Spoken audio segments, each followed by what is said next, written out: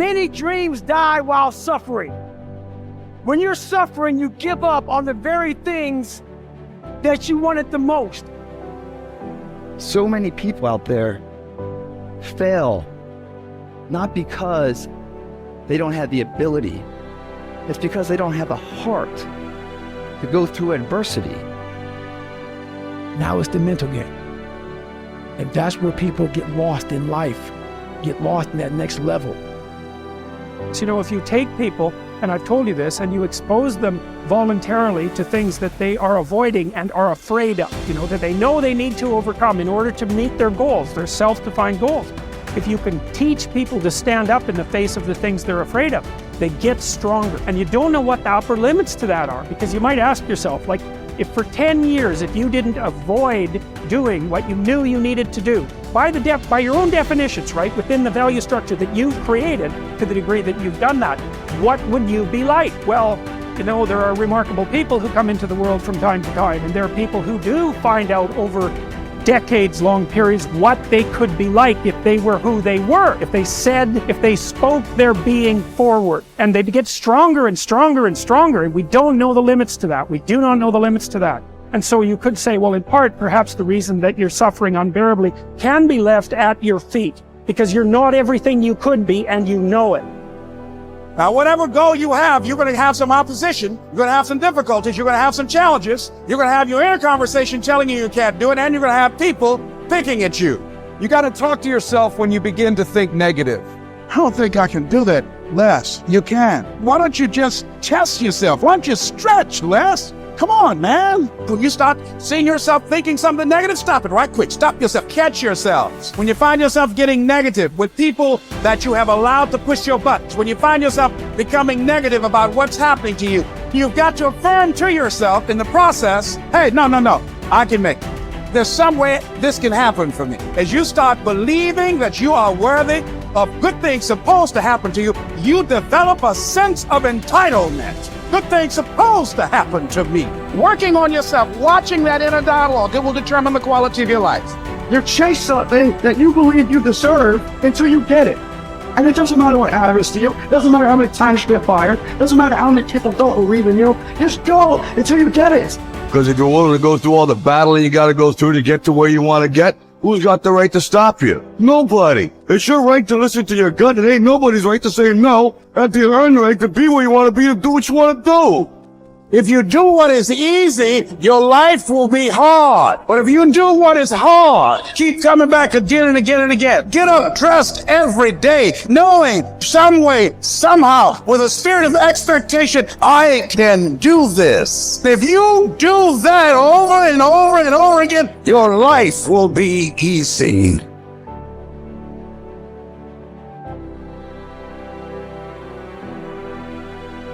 I think that there is a biological imperative hardwired into the brain that you must do hard things in order to feel good about yourself. And when I think about it from an evolutionary standpoint, and this is why I think rich kids implode, they just never had to do hard things. From an evolutionary perspective, I think it was just so hard to stay alive. Like for millions of years, it really was red in tooth and claw. Like to stay alive, you were kill or be killed, you were hunting, gathering, fighting other tribes. I mean, just crazy. And the people that were going to survive were going to be the ones that got an emotional, a self-applied emotional reward for doing something hard. And when you do something hard and you recognize it, it needs to feel good. And if it does, then you will keep doing hard things, and you're the far more likely to survive than the person who's like, that sucked, there was no redeeming qualities.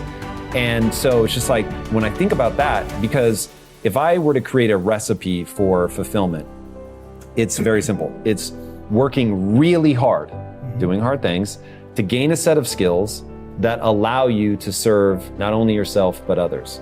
That's it. That's the whole recipe. Agree. But it really has to be that you had to do something hard. If it came easily to you, it won't give you the sense of respect that you want. Like the stuff that I've gotten more easily in my life, I don't take a lot of pride in. It's always the stuff that I grind out, like through pain and suffering, and I endure. In fact, I want to read you a quote.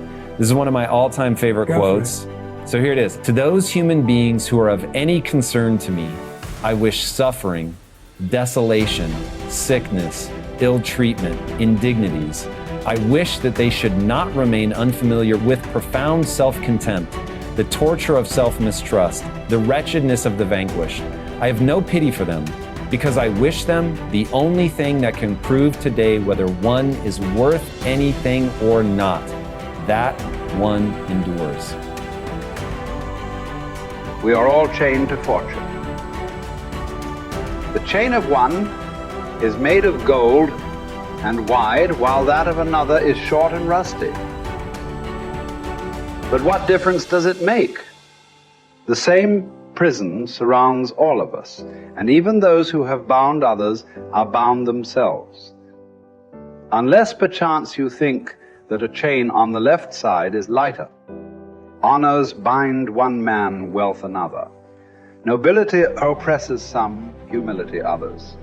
Some are held in subjection by an external power, while others obey the tyrant within.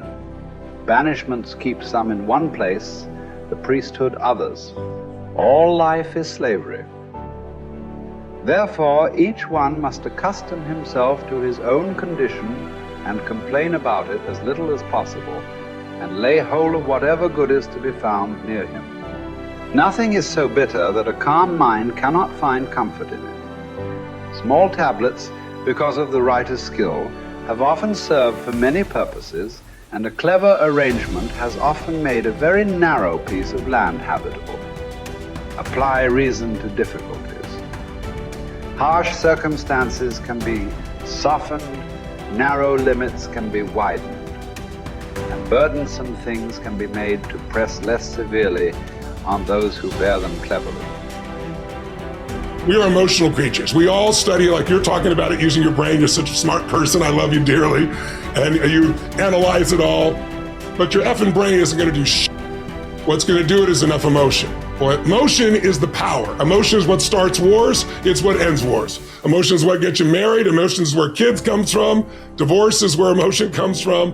Everything that you can think of a major change in humanity, from the most extreme of war to the most gentle of love, all come from human emotion. So it's the mix of emotion. It's like knowing what you want and having the right fuel to get there. And if the fuel has no combustion, you're just bored, you're not going anywhere. If the fuel is total trauma and I'm overwhelmed, you just blow up and go nowhere. There's that delicate balance, and I've learned over the years how to help people find that balance. I would ask you to consider something.